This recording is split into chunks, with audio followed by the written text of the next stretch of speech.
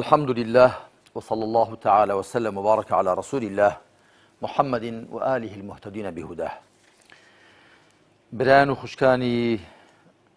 مسلمانی بەڕێز و خۆشەویست، خۆشحاڵم کە لە ئاڵقەی 27ەمی زنجیرە دەرسی ڕەوشت و ئەدەبە کۆمەڵاتیەکاندا بە دیدارتان شاد دەبمەوە. لەم ئاڵقەیەدا ئەدەبی تازیە و سەرخۆشی باز دەکەین، ئەو ئەدەب و ڕەوشتانەی کە پێویستە لە بواری دڵدانەوەی کەسێک کە مردووی لێ دەمرێ یاخود هەر بەڵایەکی بەسەر دێ و سەرخۆشی لێ دەکرێت، دڵی دەدرێتەوە، ئەو ئەدەب و ڕەوشتانی لە بواردا بەکاردێن و پێویستە ڕەچاو بکرێن، باسییان دەکەین.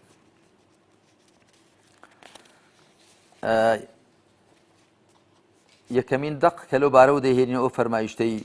پێغەمبەری خوایە صلی الله عليه وسلم، یا ئەو دەقەی سنەتە. عن أسامة بن زيد رضي الله عنهما قال: أرسلت بنت النبي صلى الله عليه وسلم أن ابني قد احتضر فاشهدنا، فأرسل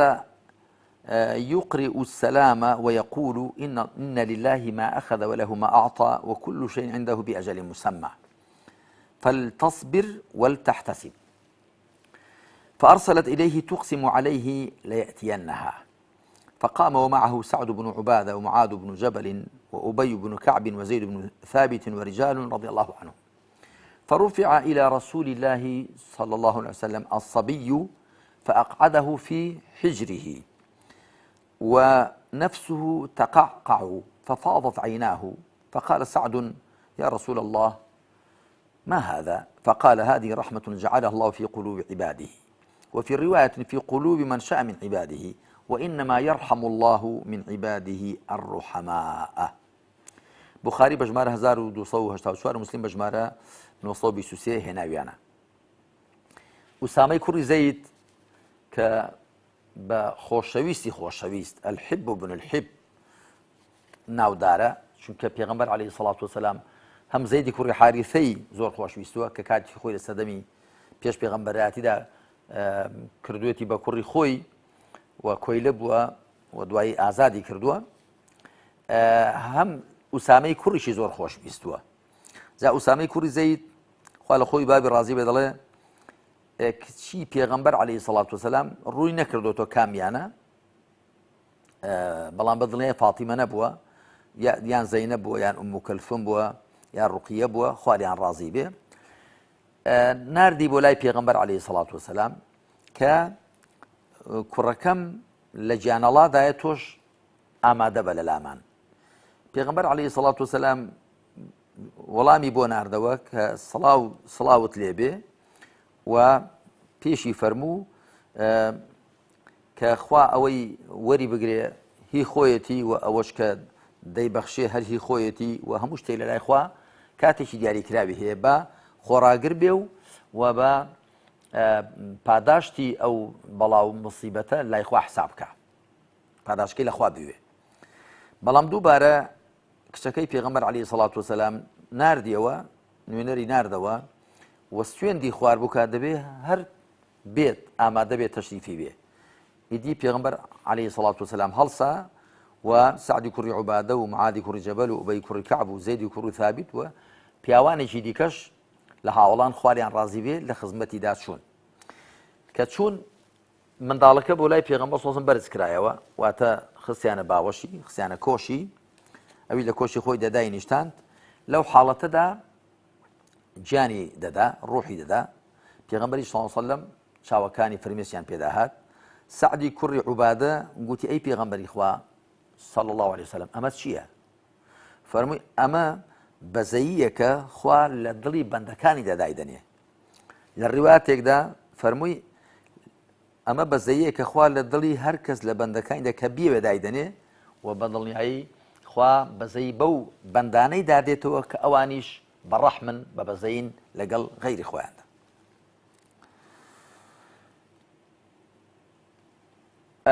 کەواتە مرۆڤ دەبێ کەسێ بەڵایەکی بەسەر دێ، عەزیز و خۆشەویستێکی دەمرێ، بە پێی توانە بچێت دڵی بداتەوە ورەی وەبەرنێ ئاگای لێ بێ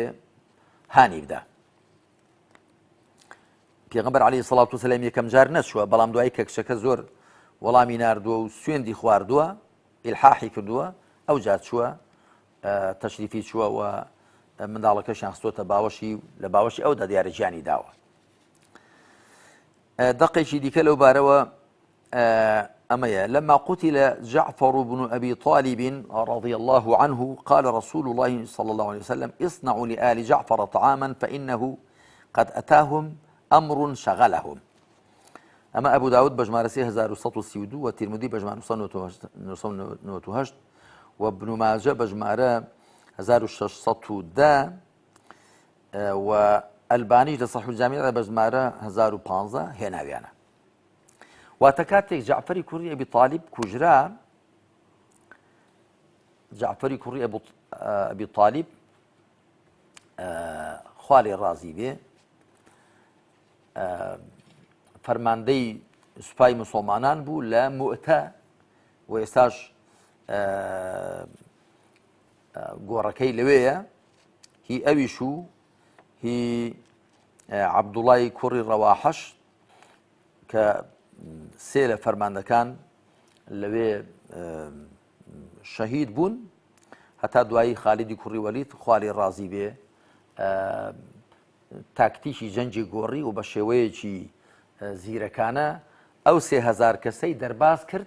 لە ئابڵوقەی ڕۆمەکان و عەرەبە مرتەزەقەکانیش کە لەگەڵ ڕۆمەکاندا بوون کە لە هەندێک ڕوايەتاندا ڕۆمەکان ژمارەیان 100,000 کەس بوو و عەرەبە مرتەزیقەکانیش کە لەگەڵ ڕۆمەکاندا بوون ئەوانیش ژمارەیان 100,000 کەس بوو، هەتا 200,000 کەس لە بەرامبەر 3000 کەسدا. بەڵام ئەوە بوو کە خالیدی کوڕی وەلید خوای ڕازی بێ دوای ئەوەی سێ لە فەرماندەکانی مسلمانان شەهید دەبن، ئەو سوپا ئابڵوقە دراوە گیر خواردووە دەرباز دەکا. جا پێغەمبەر عەلەیهی سەڵات وسەلام فەرمووی کاتێک کە جەعفەر کوڕی ئەبی طالیب کوژرا کە ئامۆزای خۆیەتی، پێغەمبەری خوا عەلەیهی سەڵات وسەلام فەرمووی خواردن بۆ ماڵی جەعفەر ئامادە بکەن، چونکە بەڵایەکیان بەسەر هاتووە، وەزعێکیان بەسەر هاتووە کە سەرقاڵی کردوون، نەیان پڕژێتە سەر خواردن ئامادەکردن و ئەوانە. دیارە ئەو سێ فەرماندەی کە لە جەنگی مؤتەدا کوژران، یەکەمیان جەعفەری کوڕی ئەبی طالیب، دوایە زەیدی کوڕی حارثە، ئەمجا عەبدوڵای کوڕی ڕەواحە خوالیان ڕازی بێ کە یەک لە دوای یەک فەرماندەیەتی سوپاکان وەردەگرت و شەهید دەکران. فەرمایشتێکی کە لەو بارەوە کە بۆمان باسی خێر و پاداشتی دڵدانەوەی خاوەن مصیبەت دەکات، دەفەرمێ پێغەمبەر دەفەرمێ عەلەیهی سەڵات وسەلام ما من مؤمن يعزي أخاه بمصيبة إلا كساه الله من حلل الكرامة يوم القيامة. أما ابن ماجه بجمار 1601 هناويتي وحسنه الألباني في السنن ابن ماجه بجمار 1601. پێغەمبەر دەفەرمێ عەلەیهی سەڵات وسەلام هیچ بڕوادارێک دڵی برایەکەی خۆی ناداتەوە کە بەڵایەکی بەسەر هاتووە مەگەر خوا لە پۆشاکی ڕێز لێگرتن لە ڕۆژی قیامەتدا لە ڕۆژی دواییدا پێی دەپۆشێ، واتە بەرگ و پۆشاکی پڕڕێز و حورمەتی پێدەپۆشێ بەهۆی ئەوە کە دڵی برایەکی مسلمانی داوەتەوە یا دڵی خوشکێکی مسلمانی کە وەکو زۆر جار گوتمانە دیارە کۆڕەکان کۆڕی پیاوان بوون، وی پێغەمبەر عەلەیهی سەڵات وسەلام زیاتر وای فەرمووە جاری واشەیە کە باسی ئافرەتیش دەکەیان جاری باسی مرۆڤ دەکات بەگشتی چ پیاو بێت چ ئافرەت بێت. ئەدەبێکی دیکەی مامەڵە لەگەڵ قەزیەی تازیە و سەرخۆشی و دڵدانەوە ئەوەی کە پێغەمبەر عەلەیهی سەڵات وسەلام ئاماژەی پێ دەکات کە دەبێ خۆ بپارێزرێ لە چەند ڕەوشت و ڕەفتارێکی نەفامی کە دەفەرمێ لەیسە منا من ضرب الخدود وشق الجيوب ودعا بدعوى الجاهلية. بخاری بەژمارە 1970 و مسلم بەژمارە 103 هێناویانە. واتە هەر کەسێک لە ڕومەتی خۆیدا ڕومەتی خۆی بڕنێتەوە و یەخەی خۆی دابدڕێ وەکو سەردەمی نەفامی بە مردوو هەڵابڵێ و شینگێڕی بکە لە ئێمە نییە، واتە لەو ئاکار و ڕەفتارانەدا لە ئێمە نیە چونکە موسڵمانان لە بەرامبەر تاقیکردنەوەی خوادا لە بەرامبەر بەڵاو موسیبەتەکاندا خۆراگرن پشودرێژن ناشکوری ناکەن و ڕەوشت و ئەدەبە بەرزەکانی موسڵمانەتی ڕەچاو دەکەن نەک عادات و نەرێتی نەفامی کە بەداخەوە ئێستا لە زۆر شوێنی عالەمی ئیسلامی نەفەر بەکرێ دەگیرێ بۆ پێهەڵاگوتنی بردوو بۆ شین گێڕان کە لە ڕاستیدا ئەوە شتێکی نەفامانەیە ئەگەر کەسێک بەشداری تازیێ و سەرخۆشی دەبێت بۆیە بەشدار بێ کە دڵیان بداتەوە ئامۆژگاریان بکە بەرچاویان ڕۆشن کاتەوە وریان وەبەرنێ ئەوە شتێکی پەسەندە و دڵدانەوەیە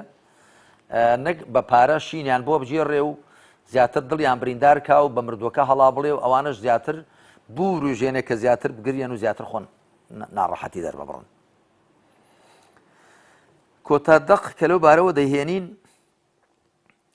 ئەم فەرمایشتەی پێغەمبەر عەلەیهی السەڵات وەسەلام کە دەفەرمێ الشهداء سبعة سوى القتل في سبيل الله المطعون شهيد والغرق شهيد وصاحب ذات الجنب شهيد والمبطون شهيد والحرق شهيد والذي يموت تحت الهدم شهيد والمرأة تموت بجمع شهيد مالك الموطأ دا بجمار 552 هناوتي والنسائي بجمار 1806 هناوتي وابو داود بجمار 3111 هناوتي والبانيش لكتاب أحكام الجنائز للا برشل دا بصحيح داناوه پیغمبر دا فرمی علیه الصلاة والسلام جگە لەو کەسەی کە جگە لە کوشتنی ڕێخوا واتە کەسێکە لە مەیدانی جەنگدا دەکوژرێ شەهیدەکان حەوتن ئەو کەسەی بە تاعون کۆلێرا دەمرێ شەهیدە ئەو کەسەی لە ئاودا دەخنچێ شەهیدە ئەو کەسەی بە دەردی کەلەکە ذاتولجونب وا پێدەچێ ڕێخۆڵە کوێرە بوو بێ شەهیدە ئەو کەسەی کە بە زگێشە دەمرێ شەهیدە ئەو کەسەی کە بە سووتان دەمرێ شەهیدە ئەو کەسەی کە لە ژێر خانوودا یا چیادا یا گردێکی بەسەردا دەڕوخێ خندەکێکی بەسەردا دەڕوخیان بیرێک ئەوە شەهیدە و ئافرەتیش کە لەسەر منداڵ دەمرێ ئەویش شەهیدە لێرەوە من ڕای دەگەێنم کە بە تەئکید پێغەمبەری خوا صلی الله عليه وسلم ئەمانەی وەکو نمونەی ڕۆژگاری خۆی هێناون ئەگەر نا ئێستا کەمتر وایە خەڵک بەڕی خۆڵە کوێرە بمرێت چارەسەر دەکرێت کەمتر وایە خەڵک بۆ وێنە بە بن خانوو بکەوێ بن بیر بکەوێ بەڵام ئێستا ڕووداوی بە ڕووداوی سایرە دەمرێت بە ڕووداوی تایرە دەمرێت و بەو ڕووداوانەی دیکە دەمرن کە کرێکار بەردەبێتەوە لە شوێنی بەرز بەوە دەمرێت بۆیە بە تەئکید ئەوانەی پێغەمبەر عەلەیهی السەڵات وەسەلام هێناونی ئەو حەوتە حەوت جۆرە مردنن لە ڕۆژگاری ئەودا مردنی ئەگە تەماشایان بکەین هەموو مردنی کتوپەڕن جا لە فەرمایشتێکی پێغەمبەر داهاتوو عەلەیهی السەڵات وەسەلام إن موت الفجأة راحة للمؤمن حسرة على الفاجر مردنی کتوپەڕ بۆ بڕوادار ئاسوودەیە بۆ تاوانبار پەشیمانیە چکە لە فریا هیچ ناکەوێت بۆیە من پێم وایە ئەوانش کە بە ڕووداوی سیارە و بە ڕووداوەکانی دیکە و کارەساتەکانی دیکەش دەڕۆن ئەوانش بە تەئکید ئەگەر ئەهلی ئیمان بن شەهیدن طبعا شەهیدی بۆ ئەهلی ئیمانەوە ئیمانی نەبێ بە تەئکید ئەوە حسابی جیایە خوا بە لوتف و کەڕەمی خۆی یارمەتیماندا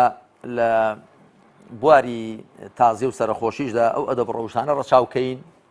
و بەو ئەدەب و ڕەوشانە مامەڵە بکەین لەگەڵ ئەوانەی کە سەرخۆشیان لێ دەکەین یا بۆ خۆمان کە عەزیز و خۆشەویستانمان لە دەست دەدەین بەو ئەدەب و ڕەوشتە بەرزانە ڕەچاوکەین کە خوا پێغەمبەری خوا عەلەیهی السەڵات وەسەلام پێیان خۆشن و کارێ بکەین کە لەو حاڵەتانەدا ئەجر و پاداشتمان هەبێ و خوا بمان پارێزێ لەوەی کە بە شێوەیەک مامەڵە بکەین ڕەفتارکەین کە لە شەریعەتدا جێی نەبێتەوە لە بازنەی شەرع بە دەربێ ئەڵبەتە ئەسڵی سەرخۆشی سونەتە شتێکی پەسەندە بەڵام ئەگەر لە تازیەکەدا شتی خراپ و شتی ناشەرعی بکرێ ناشەرعیەکە ناشەرعیە بەڵام لە خودی خۆیدا وەکو لەم دەقانەوە دیارە دڵدانەوەی خاوەن مردوو شتێکی پەسەند و چاکە و ئەجر و پاداشتی لەسەرە صلى الله على محمد وعلى آله وصحبه أجمعين والحمد لله رب العالمين